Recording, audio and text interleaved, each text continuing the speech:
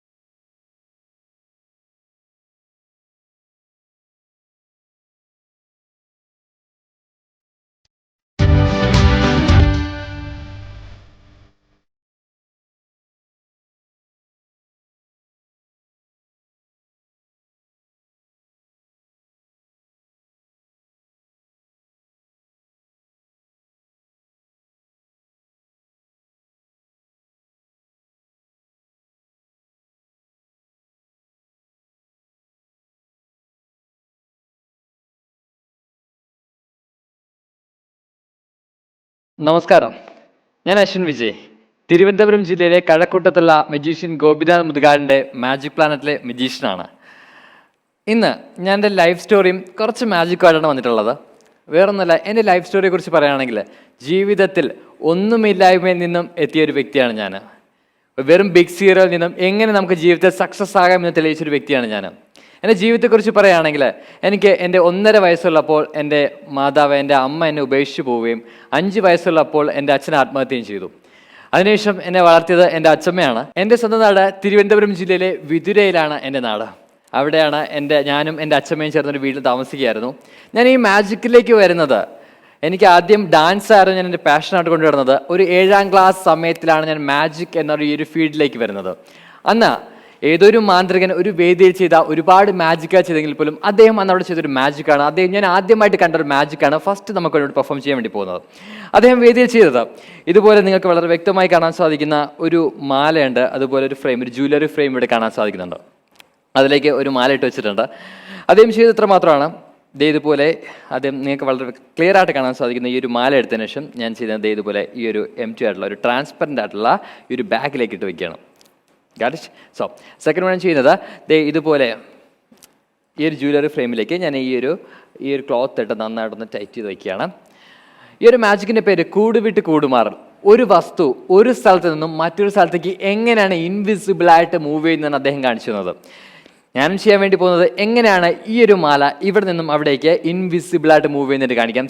നിങ്ങൾക്ക് ഇവിടെ കാണാൻ സാധിക്കുന്ന ഈ ഒരു മാല ഞാൻ ചെയ്യുന്നത് എൻ്റെ കയ്യിലേക്ക് ഇതുപോലെ എടുത്തതിന് ശേഷം ക്ലിയർലി എംപ്റ്റി ആണ്. ഞാൻ ഈ ഒരു ബാഗ് അവിടേക്ക് വെച്ചു. ശേഷം എൻ്റെ കയ്യിൽ മാല നമ്പർ 1, 2 and 3 എന്ന് പറഞ്ഞാൽ ടോട്ടലി ആൻഡ് കംപ്ലീറ്റ്ലി വാനിഷ്ഡ്. ഇപ്പോൾ നിങ്ങൾക്ക് സംശയം ഉണ്ടായിരിക്കില്ല മാല എവിടെ പോയെന്ന്. അത് എങ്ങനെ തന്നെ പോയിട്ടില്ല, ഇവിടെ തന്നെ ഉണ്ടായിരുന്നു. Thanks a lot. ഇതാണ് ഞാൻ അന്ന് ആദ്യമായിട്ട് കണ്ട മാജിക്ക്, അദ്ദേഹം അവിടെ പെർഫോം ചെയ്ത മാജിക്ക്. അങ്ങനെയാണ് ഈ ഒരു മാജിക് എന്ന് പറഞ്ഞ ഫീൽഡിലേക്ക് പോകുന്നത്. അപ്പോൾ ഒരുപാട് ആലോചിച്ചു എങ്ങനെ മാജിക് പഠിക്കാം, എവിടെ നിന്ന് മാജിക് പഠിക്കാം. അതിനായിട്ടാണ് ഞാൻ വെള്ളനാടുള്ള മജീഷ്യൻ BC സെൻ എന്ന് പറഞ്ഞൊരു മാന്ത്രികനുമായിട്ട് കോൺടാക്ട് ചെയ്യുന്നു. അദ്ദേഹത്തിൻ്റെ അടുത്ത് നിന്നാണ് ഞാൻ ആദ്യമായിട്ട് മാജിക് പഠിക്കുന്നത്. അദ്ദേഹം ഒരുപാട് മാജിക് പഠിപ്പിച്ച് തരാമെന്നൊക്കെ പറഞ്ഞാണ് പോകുന്നത്, അദ്ദേഹത്തിൻ്റെ അടുത്തേക്ക് പോകുന്നത്. ഞാൻ അദ്ദേഹത്തിൻ്റെ അടുത്ത് ചെല്ലുന്ന സമയത്ത് അദ്ദേഹം റൂമിൽ നിന്ന് മാജിക് പ്രാക്ടീസ് ചെയ്യുന്നത് കണ്ടു. ഒരുപാട് മാജിക് പ്രാക്ടീസ് ചെയ്യുന്നത് കണ്ടു. ഞാൻ ആദ്യമായിട്ട് അദ്ദേഹത്തിൻ്റെ വീട്ടിലേക്ക് ചെല്ലുന്ന സമയത്ത് അദ്ദേഹം അവിടെ പ്രാക്ടീസ് ചെയ്തുകൊണ്ടിരുന്ന ഒരു മാജിക്കാണ് ഇന്നിവിടെ കാണിക്കാൻ വേണ്ടി പോകുന്നത്. ഒരു കാര്യം പറയാലോ, എനിക്ക് ഇപ്പോഴും ഇതിൻ്റെ രഹസ്യം എന്താണെന്ന് എനിക്ക് കൃത്യമായിട്ട് അറിയില്ല. എന്തായാലും ഞാൻ ഇവിടെ ശ്രമിക്കാം. അദ്ദേഹം ചെയ്തുകൊണ്ടിരുന്ന ഇത്ര മാത്രമാണ്. അദ്ദേഹത്തിൻ്റെ 6 കാർഡ്സ് ഉണ്ടായിരുന്നു. പരിചയപ്പെടുത്താം. Number 1, 2, 3, 4, 5, 6 cards. ഒന്നുകൂടെ പരിചയപ്പെടുത്താം. Number 1, 2, 3, 4, 5, 6 cards. എന്നിട്ട് അദ്ദേഹം ചെയ്ത് ഇതിൽ നിന്ന് 3 കാർഡ് അദ്ദേഹം താഴേക്ക് ഇട്ടു. ഇതുപോലെ നമ്പർ 1, 2, 3. ബാക്കി എത്ര കാർഡ്സ് ഉണ്ടാവും? 3 കാർഡ്സ് അല്ലേ? എങ്കിൽ അദ്ദേഹം വീണ്ടും സ്നാപ്പ് ചെയ്യുന്നതിന് ശേഷം വീണ്ടും അദ്ദേഹം കൗണ്ട് ചെയ്യുന്ന സമയത്ത് നമ്പർ 1, 2, 3, 4, 5, 6. സത്യം പറയാലോ, ഇപ്പോഴും ഇതിൻ്റെ രഹസ്യം എന്താണെന്ന് എനിക്കറിയില്ല. അദ്ദേഹം കൗണ്ട് ചെയ്യുന്ന സമയത്ത് 6 വരും. അതായത് നമ്പർ 1, 2, 3, 4, 5, 6 കാർഡ്സ് നിന്ന് അദ്ദേഹം വീണ്ടും ചെയ്തത് നമ്പർ 1, 2, 3 3 കാർഡ്സ് വീണ്ടും കളഞ്ഞു. വീണ്ടും ബാക്കി എത്രയുണ്ട്? 3 കാർഡ്സ് ആണല്ലേ? അദ്ദേഹം വീണ്ടും ജസ്റ്റ് സ്നാപ്പ് ചെയ്യുന്നു. വീണ്ടും അദ്ദേഹം എഴുതുന്ന സമയത്ത് നമ്പർ 1, 2, 3, 4, 5, 6 കാർഡ്സ് തന്നെ വീണ്ടും വന്നിട്ടിരിക്കും. Thanks a lot. ഈ ഒരു മാജിക്കാണ് ഞാൻ ആദ്യമായിട്ട് അദ്ദേഹം പെർഫോം ചെയ്തതായിട്ട് പ്രാക്ടീസ് ചെയ്യുന്നതായിട്ട് കണ്ടൊരു മാജിക്ക്. അങ്ങനെ ആ മാജിക് ഉണ്ട്. അവിടുന്ന് കുറച്ച് മാജിക്കൊക്കെ പഠിച്ചു. അങ്ങനെ ആദ്യമായിട്ടൊരു 3 പേരിലൊരു ട്രൂപ്പ് സ്റ്റാർട്ട് ചെയ്യാണ്. എൻ്റെ 8ാം ക്ലാസ്സിൽ പഠിക്കുന്ന സമയത്താണ് ആ ട്രൂപ്പ് സ്റ്റാർട്ട് ചെയ്തു. ഏകദേശം 9ാം ക്ലാസ് 10ാം ക്ലാസ് കഴിയുന്നു. 3 പേരിൽ തുടങ്ങിയ ട്രൂപ്പ് 24 പേരിലൊരു വലിയ ട്രൂപ്പായിട്ട് മാറി. അങ്ങനെ 10ാം ക്ലാസ്സിലെത്ത സമയത്ത് വലിയൊരു ഷോട്ടൊക്കെ എല്ലാം ഓൾ കേരളമായിട്ട് പ്രോഗ്രാമൊക്കെ ചെയ്തുകൊണ്ടിരിക്കുകയാണ്. 10ാം ക്ലാസ് അവസാനം എത്തിയ സമയത്ത് അമ്മൂമ്മയ്ക്ക് വാർദ്ധക്യ അസുഖം മൂലം അമ്മൂമ്മ കിടപ്പിലായി. പിന്നെ പഠനം, ജീവിത സാഹചര്യം, ദാരിദ്ര്യം ഇതെല്ലാം കൊണ്ട് ഷോസ് അങ്ങ് നിർത്തി. എന്ത് ചെയ്യണമെന്ന് അറിയാത്ത അവസ്ഥ.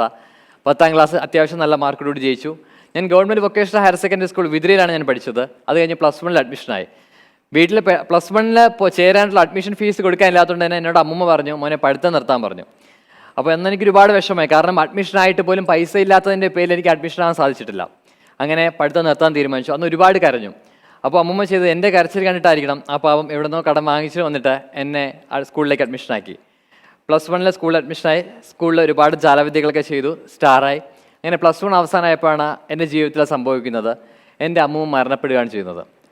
അപ്പോൾ ഒരു കിളിക്ക് 2 ചിറക് നഷ്ടപ്പെട്ട ഒരു അവസ്ഥ എന്ന് പറയുന്നത് കേട്ടിട്ടുണ്ടാവില്ല. അതേ അവസ്ഥയായിരുന്നു എനിക്കുണ്ടായിരുന്നത്. എൻ്റെ അച്ഛനും അമ്മയും എല്ലാം ആയിരുന്നു. എൻ്റെ അമ്മൂമ്മ എന്നെ നഷ്ടപ്പെട്ടു പോവുകയും ചെയ്തു. അങ്ങനെ +1 കഴിഞ്ഞു. പിന്നെ ആര് നോക്കും എന്നൊരു ചോദ്യത്തിൽ എൻ്റെ അച്ഛൻ്റെ പെങ്ങൾ അപ്പച്ചയാണ് എൻ്റെ കൂടെ വന്നിരുന്നത്. +2 വീട്ടിൽ ഒരുപാട് പ്രശ്നങ്ങളുണ്ടായിട്ട് പോലും ഞാൻ +2 കടിച്ചു പിടിച്ച് വീട്ടിൽ നിന്നു. +2 എത്തുന്ന സമയത്താണ് ഞാൻ മാജിക് പ്ലാനറ്റിലേക്ക് എൻ്റർ ഉണ്ടെന്നും മാജിക് പ്ലാനറ്റ് മജീഷ്യൻസിന് ആവശ്യമുണ്ടെന്ന് അറിയുന്നത്. അങ്ങനെ ഞാൻ അവിടേക്ക് പോവാണ്. അന്ന് അവിടെ ചെയ്ത് 167 മജീഷ്യൻസിൽ നിന്ന് മത്സരിച്ച് 1ാം സ്ഥാനം കരസ്ഥമാക്കിയാണ് ഞാൻ അവിടെ ജോലിക്ക് കയറുന്നത്. അന്ന് ഞാൻ അവിടെ ചെയ്ത് 1ാം സ്ഥാനം കരസ്ഥമാക്കിയ മാജിക്കാണ് ഇന്ന് ഞാനിവിടെ പെർഫോം ചെയ്യാൻ വേണ്ടി പോകുന്നത്. അന്ന് ഏകദേശം ഒരുപാട് മാന്ത്രികർ പെർഫോം ചെയ്യാനായിട്ട് വേദിക്ക് മുന്നിൽ വന്ന് നിൽക്കുകയാണ്. അതിൽ നിന്നും സെലക്ട് ചെയ്യുന്ന ഒരാൾക്ക് മാത്രമാണ് അവിടെ സ്ഥിരമായിട്ടൊരു ജോലി ലഭിക്കുക. എൻ്റെ ഏറ്റവും വലിയ ആഗ്രഹം അവിടെ ജോലി എന്നുള്ളതാണ്. ബാക്കി എല്ലാ സുഹൃത്തുക്കളും ബാക്കി എല്ലാ കുട്ടികളാണ്, അവരുടെ എല്ലാവരുടെയും കൂടെ അവരുടെ മാതാപിതാക്കളൊക്കെ ഉണ്ട്. പക്ഷേ എൻ്റെ കൂടെ മാത്രം ആരുമില്ല. കാരണം എൻ്റെ കൂടെ വരാനായിട്ട് സപ്പോർട്ട് ചെയ്യാനായിട്ട് ആരുമില്ല. അമ്മവും മരണപ്പെട്ടു. പിന്നെ എനിക്ക് എങ്ങനെയുള്ള ഒരു ജോലി നേടുക എന്നുള്ളതായിരുന്നു. അന്ന് ഞാൻ ആദ്യത്തെ ഫസ്റ്റ് റൗണ്ട് പാസ്സായി. എന്നിട്ട് 40 പേര് നിൽക്കുകയാണ്.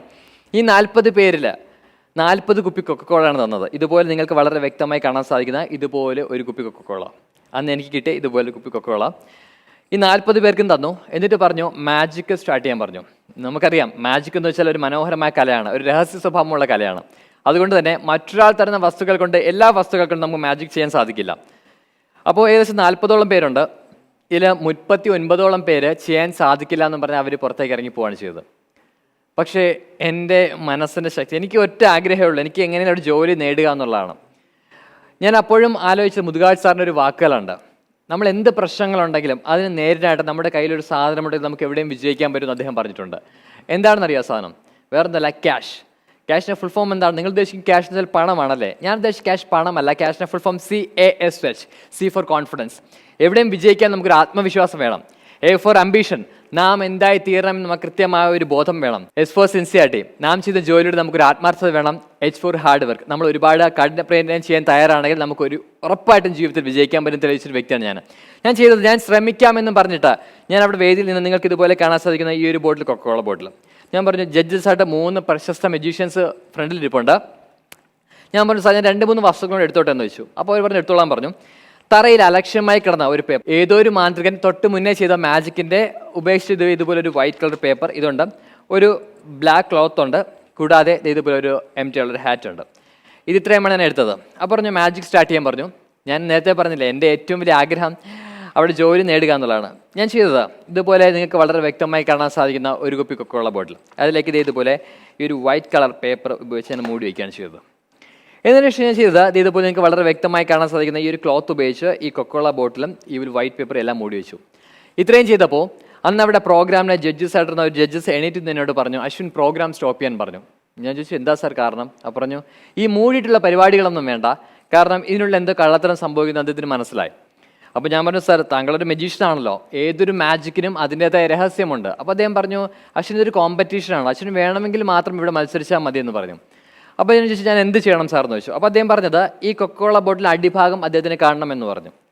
അപ്പോൾ ഞാൻ ചോദിച്ചു അപ്പോൾ ഒന്നും കൂടെ ക്ലിയർ ആയില്ല എന്ന് ചോദിച്ചു. അപ്പോൾ അദ്ദേഹം പറഞ്ഞത് ഇതിൻ്റെ മൂടി മാറ്റണം എന്ന് പറഞ്ഞു. ഞാൻ പറഞ്ഞു ശ്രമിക്കാം, ഇതിൻ്റെ അടി കണ്ടാൽ മതി എന്ന് വെച്ചാൽ നമ്മൾ കണ്ടാൽ മതി എന്ന് പറഞ്ഞു. ഞാൻ ഇതിൻ്റെ ഭാഗം കാണിച്ചു. അതിന് ശേഷം ഇതുപോലെ മൂടി മാറ്റി. നിങ്ങൾക്ക് വളരെ വ്യക്തമായി കാണാമല്ലോ അല്ലേ ബോട്ടിൽ, എല്ലാവരും കാണുന്ന ഈ ബോട്ടിൽ ഞാൻ എടുത്തതിന് ശേഷം അദ്ദേഹം പറഞ്ഞു മാജിക്ക് കണ്ടിന്യൂ ചെയ്തോളാൻ പറഞ്ഞു. ഞാൻ ചെയ്തത് നിങ്ങൾക്ക് വളരെ വ്യക്തമായി കാണാൻ സാധിക്കുന്ന ഈ ഒരു ബോട്ടിലിനെ എൻ്റെ വലത് ചെവിയോട് ചേർത്ത് പിടിച്ചതിന് ശേഷം നമ്പർ 1, 2 and നമ്പർ 3 എന്ന് പറഞ്ഞ്